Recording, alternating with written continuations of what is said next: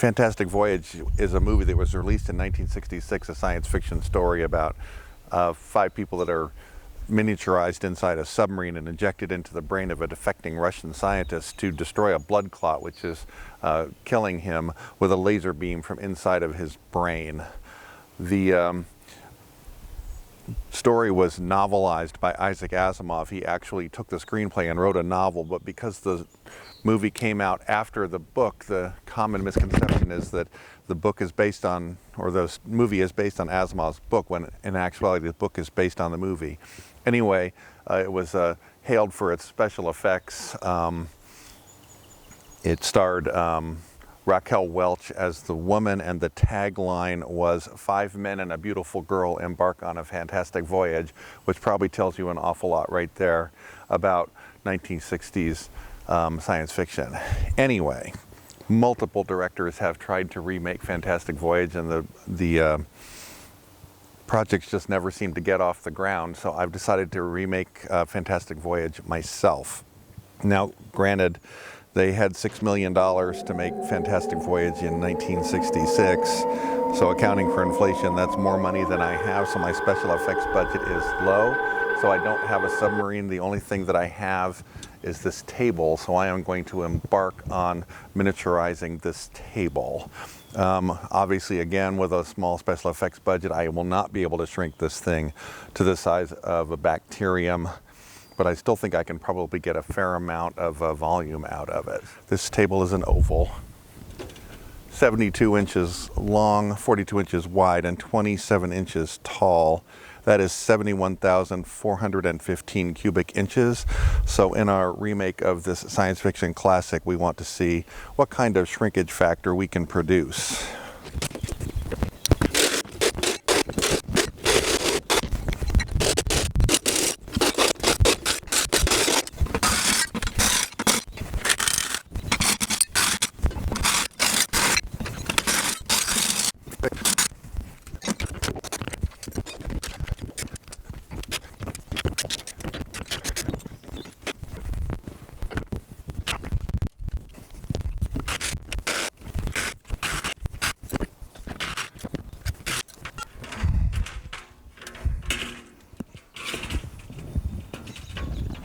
Through the magic of special effects, I've now taken the height of the table down to 23 inches. So, that means I've taken about 1/7 of the volume away from the table. So I clearly have a great deal more work to do to achieve true miniaturization. Of course, the volume of the table is not just dependent on the height of the table, it's dependent on the area of the tabletop too. So that does suggest another approach.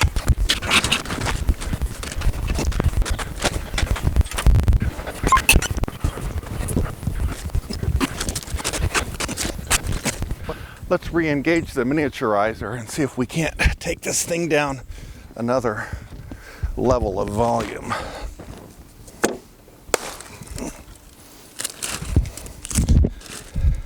Longtime viewers will recognize tempered glass.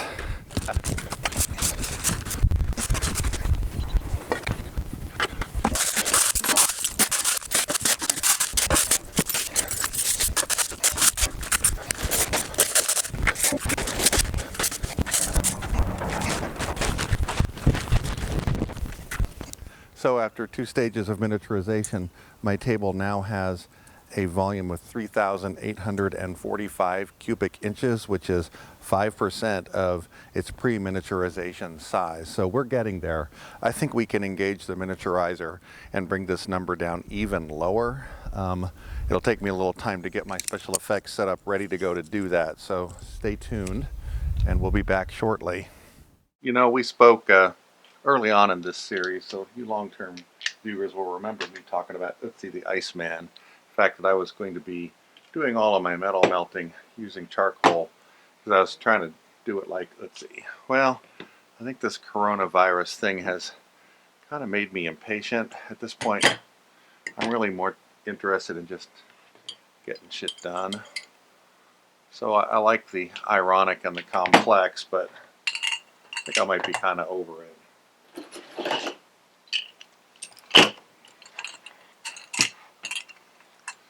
So suck it, Etsy. Let's go ahead and put this together and go fire it up.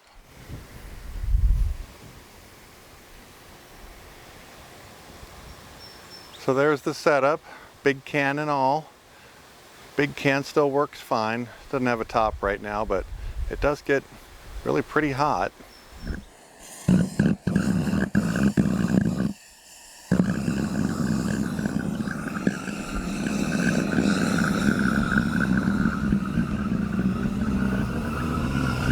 In 1966, a miniaturizer sounded like a theremin, but I guess in 2020 it sounds like a helicopter.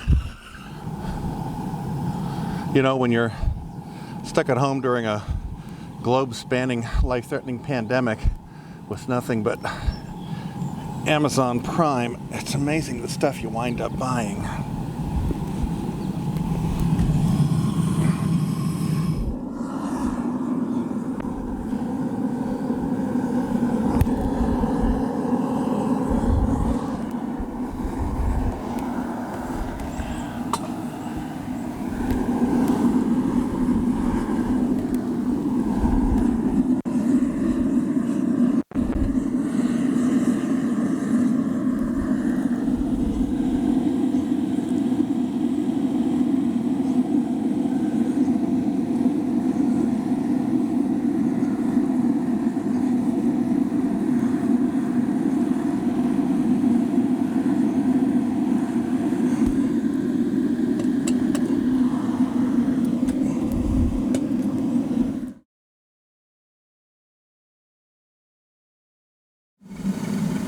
Well, I've been cooking copper for quite a while, and I have to tell you, the thing is kind of struggling. I actually thought it would cook it better than this, because I know that other people I've watched have done pretty good work with a setup a lot like mine. I mean, it did melt it, but oh my God, what a struggle. Because I've had problems with all kinds of forms for pouring copper into, I have decided to try preheating and pouring into a crucible.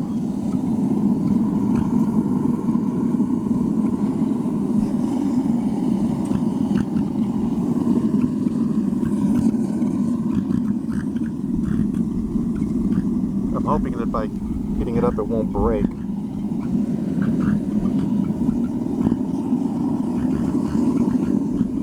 And I'm not going to stop and take out the slag, because I know that the thing's barely above melting, and if I don't just pour it right out, it'll probably freeze in the right in the crucible.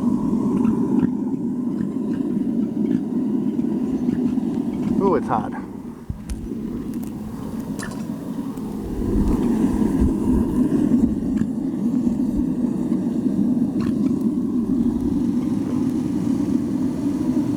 It's pretty. Look at that, how pretty that is.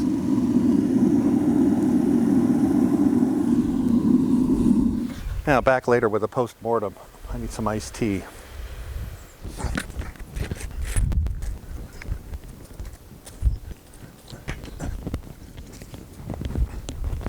Well, after my last round of miniaturization, this thing has a volume of 1,357 cubic inches, which is 1.9% of its pre-miniaturization volume. So clearly my special effects are not as good as those back in 1966, but I did manage to achieve a 50-fold decrease in the size of this object. Now, I will say it's the same weight it was before, so I think I've found a logical flaw in the plot of that movie, because what I've done is increase its density 50-fold.